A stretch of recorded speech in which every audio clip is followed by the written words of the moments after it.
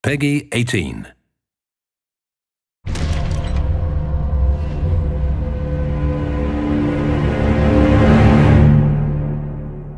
ルイジアナに舞台設定をしたのは南部ゴシック映画みたいなところがすごくやっぱりゲームのコンセプトと合ってるかなっていうところがあったので、そういうところの調査から入って、よくGoogle で見たりとかしてで、この辺の雰囲気がいいねみたいな話はしてたんですけどで、やっぱちょっと実際見てみないと雰囲気だとかそういうところがわからないなっていうところと本当にこの雰囲気ロケーションがゲームで使えるのかっていうところをやっぱり一度確認したくなったので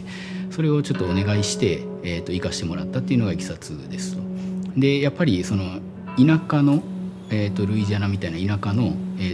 やっぱちょっと閉鎖的な空間みたいなところの、雰囲気がやっぱ合うと思ってるので実際行ってみて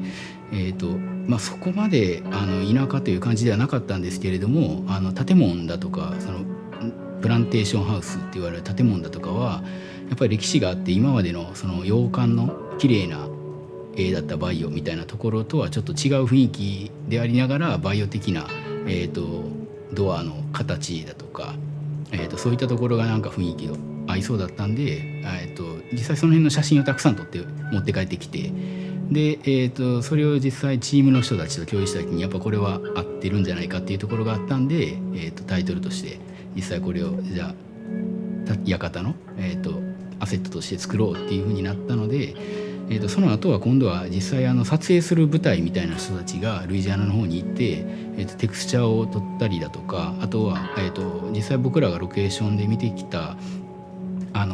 実際の建物だとかでフォトスキャンできるものとかそういうものを撮影してきてでそれをそのままゲームに取り入れるっていうところ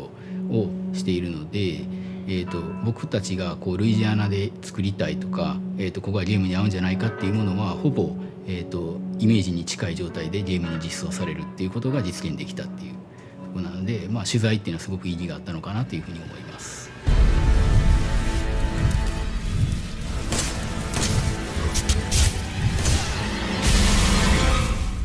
初めに僕が任されたのはその当時父親って呼ばれてたその今でいうとこのジャックのやっぱりどういうキャラクターにしていくかっていうことで、やっ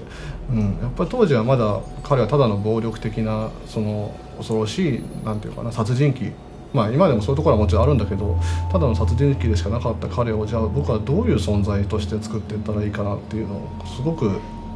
大事な役目をやっぱりいきなり任せてもらって。それに対してその今の彼のなんていうかなジャックのすごく二面性があるところだったりその一家の主家長としての父親としてのジャックをつけていったりとかして、そういうその試行錯誤をしていったのがかなりプロジェクトの初期の段階ですごくその時はジャックってどうしていったらいいかなどんな人間にしていったらいいかなっていうのはもう何ヶ月もずっと一人でというかずっと悩んでた記憶がありますね。That gun is not going to work the way you think it will. やっぱりそのジャックを作る上でそのただのモンスターやっぱりその、タフでずっとプレイヤーを追跡するキャラっていうのは今までのシリーズでもいたんだけどやっぱり今回新しい存在としてジャックを作る上で彼が喋るっていうのはすごく大事なところだと思ったんですよね。で僕はやっぱり昔からスティーブン・キング好きだったからそのシャイニングっていうのはやっぱりすごくインスパイアのやっぱり元にあってあれってやっぱジャック・ニコルソンがジャック・トランスっていうキャラクターを演じてるんで両方ジャックなんですよね。でそこからやっぱりジャック・ベイカーって名前を付けたぐらい好きなんでやっぱりそれで今までのなんかバイオのモンスターとやっぱり一つ違うその人間なんだけどモンスターっていう2つの側面を持ったキャラがやっと作れたかなってのは思ってます。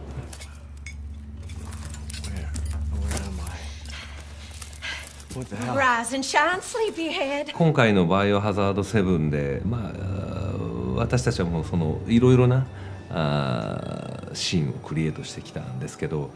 その中でも私がとても気に入ってるシーンっていうのはいくつかありまして、一つは家族ベーカーファミリーがですね食卓を囲んでそのイーさんを食卓に招いてですねまあとんでもない食卓シーンを展開する。 Eat it. It's good. Dumb son of a bitch wasn't no good if it hit him. Lucas! あれは実は一度全て作り直してるんですね。最初に作ったシーンではもっと違ってて、ジャックとマーガレットが2人でもっとこう仲睦まじい夫婦の姿っていうところを描いてたんですけど、これはちょっとホラーとして全く方向性が違うんじゃないかっていうことで、それはディレクターの中西君も非常に合意してくれてですね、ディレクター自身がですね、実際にこういうシーンをやった方がいいんじゃないかっていうことでカメラを使ってですね、スタッフをこう役者にしてそのシーンを演じたことがあるんですね。それが非常に素晴らしくて、これはとてもいいシーンになりそうだ。で実際上がってきたシーンが皆さんゲームの中でご覧になったあの食卓のシーンです。本当に彼らの狂気っていうものが一発で分かるシーンなので、僕はあれが非常に気に入ってます。 Oh shit, oh shit, oh shit! He's not eating it, Jack! He's not eating it! Shut the hell up, I made Marguerite! that for him! あのシーン自体は今言ったようなコンセプトを決めて、割と内容は作る時に僕たち自分たちで、プリビズでいいんですかね、言葉は実際に演技をしてカメラテストをするんですよね。割とあそこは実は結構シンプルじゃないな、すぐに作れたんですよ。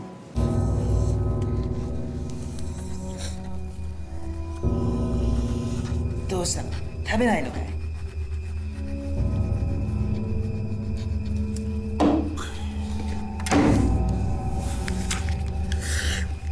美味しいのに。好き嫌いは良くないぜ、おっさん。せっかくおふくろが腕によりをかけてよ。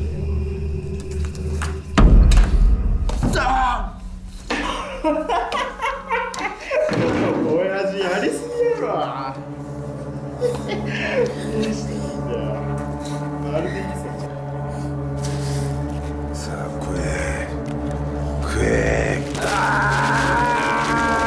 これ初期の段階にやっぱり怖いゲームを作る時にみんな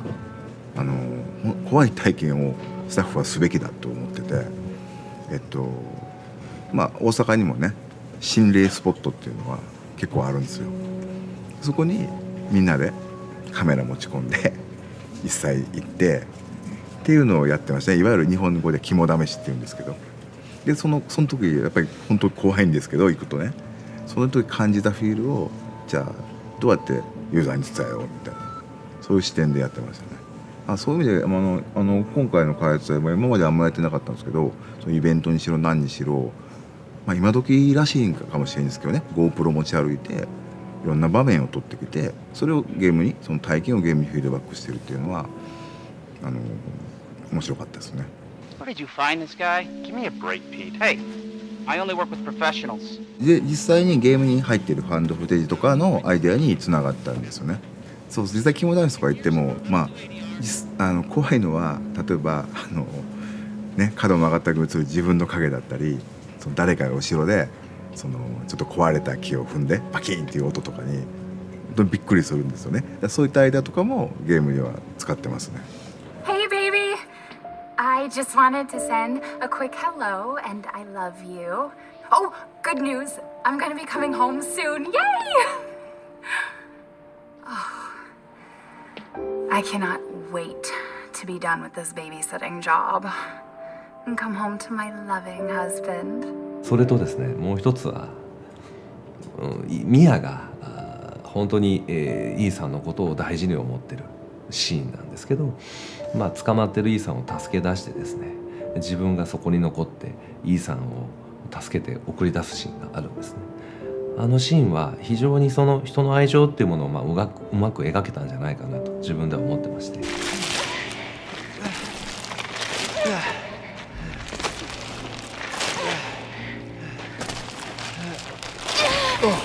あのシーン自体はこの「バイオハザード7」が、ホラーの中でもいかに人との絆っていうものが大事なのか、で人の絆っていうのは少し間違えると